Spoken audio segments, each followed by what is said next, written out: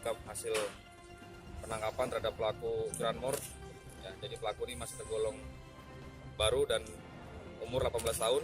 Keduanya merupakan warga Jabung, Lampung Timur, di mana salah satu pelaku masih status pelajar ya, SMA di salah satu di Lampung Timur.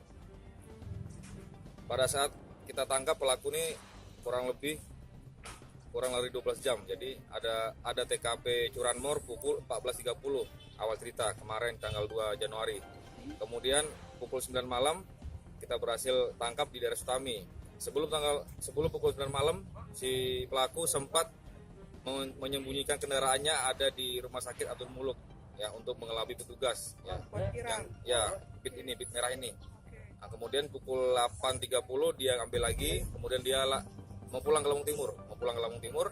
Kemudian kita lakukan pengejaran karena kita sudah sekat lakukan pengejaran penyekatan terhadap anggota Ranmor yang sudah tahu ciri-ciri pelaku. Kemudian anggota kita Solo Bandung ataupun berdiam menunggu di Sutami arah ke Lampung Timur.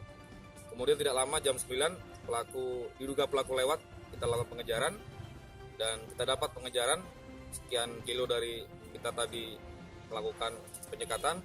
Dan salah satu terpaksa kita lakukan penembakan karena berusaha melawan petugas. Dan yang kita tembak ini kebetulan juga sebagai eksekutor dari ataupun pemimpin kecil dari upaya aksi curanmor ini. Dan setelah lakukan pengembangan ternyata ada 5 TKP dalam waktu 1 bulan ini. 5 TKP, yang 2 di Antasari, sepanjang jalan Antasari dengan Gajah Mada, yang ketiga di daerah Sukarame. Dan semua motor ini dijual dengan harga 3 sampai 3,5 juta, dibuang ke Lampung Timur. Untuk uangnya untuk kebutuhan hidup sehari-hari mereka dan untuk foya-foya.